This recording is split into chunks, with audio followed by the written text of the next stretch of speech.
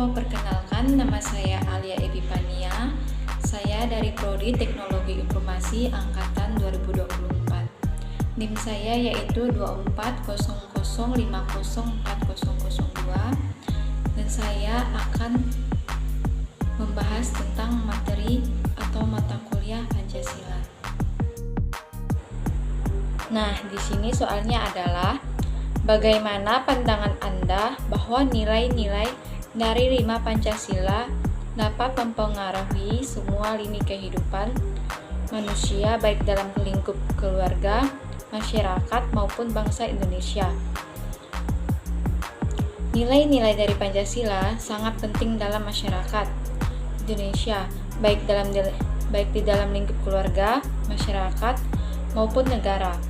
Pancasila sebagai negara tidak hanya sekedar konsep politik atau hukum, tetapi juga menjadi panduan moral dan etika yang dapat diterapkan dalam berbagai aspek kehidupan. Berikut adalah pandangan serta penerapan Pancasila dalam lingkup keluarga. Yang pertama yaitu ketuhanan yang Maha Esa. Pandangannya yaitu setiap anggota keluarga didorong untuk menjunjung tinggi keyakinan agama, menanamkan keimanan, serta saling menghormati perbedaan keyakinan. Hal ini dapat membentuk keluarga yang berlandaskan spiritualitas, dan langkah yang harus kita lakukan ialah membangun toleransi dan menghormati keyakinan yang berbeda dengan agama kita, menerapkan nilai-nilai agama dalam mendidik etika dan moral keluarga. Yang kedua, kemanusiaan yang adil dan beradab. Sila ini menekankan pentingnya kita menghargai hak asasi dan martabat setiap orang. Dalam keluarga, setiap anggota keluarga harus diperlakukan dengan adil dan penuh rasa hormat. Dan langkah yang harus kita lakukan ialah menerapkan komunikasi yang sehat dan terbuka, menghindari kekerasan dalam keluarga, serta menanamkan nilai empati dan kasih sayang antar keluarga. Yang ketiga, persatuan Indonesia. Persatuan dalam keluarga adalah fondasi kebersamaan dan kesatuan. Di dalam keluarga, menjaga kerjasama solidaritas di antara anggota keluarga untuk mencapai tujuan bersama. Dan langkah yang harus kita lakukan ialah melibatkan semua anggota keluarga dalam pengambilan keputusan dan kegiatan keluarga, serta membina rasa kebersamaan melalui aktivitas yang mempererat hubungan keluarga.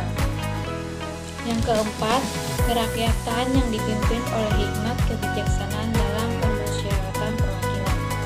Pandangannya yaitu mengambil keputusan secara demokratis dalam keluarga, melatih sikap bijaksana dan menghargai pendapat. Hal ini dapat memperkuat rasa keterbukaan dan tanggung jawab bersama. Langkah yang harus kita lakukan ialah menerapkan musyawarah dalam mengambil keputusan penting, seperti pengelolaan keuangan atau penentuan kegiatan keluarga. Yang kelima, keadilan sosial bagi seluruh rakyat Indonesia. Pandangannya yaitu, dalam keluarga, keadilan sosial diterapkan dengan membagi peran dan tanggung jawab secara adil. Setiap warga memiliki hak yang sama untuk merasakan kebahagiaan dan kesejahteraan. Langkah yang harus kita lakukan ialah menerapkan sistem yang adil dalam penggunaan sumber daya keluarga seperti keuangan dan waktu. Yang kedua, berikut adalah pandangan sila Pancasila dalam lingkup masyarakat. Sila yang pertama, pandangannya yaitu dalam masyarakat menguatkan rasa toleransi dan saling menghormati antar umat beragama dan menciptakan lingkungan sosial yang damai dan harmonis. Sila yang kedua, pandangannya mendorong terciptanya keadilan sosial dan pengakuan hak asasi manusia. Masyarakat yang memahami nilai ini akan berusaha memastikan setiap individu diperlakukan dengan adil. Langkahnya yaitu mendorong partisipasi partisipasi masyarakat dalam kegiatan sosial yang mencerminkan nilai-nilai Pancasila. Sila yang ketiga, membangun rasa persatuan solidaritas di tengah keberagaman. Ini penting untuk menjaga stabilitas sosial dan menghindari konflik antar kelompok. Langkah yang perlu kita lakukan yaitu mendorong masyarakat untuk terlibat dalam pengambilan keputusan di tingkat lokal. Sila yang keempat, pandangannya, mendorong partisipasi masyarakat dalam pengambilan keputusan. Masyarakat yang terlibat aktif dalam proses demokrasi akan menciptakan kebijakan yang lebih adil dan sesuai dengan kebutuhan rakyat.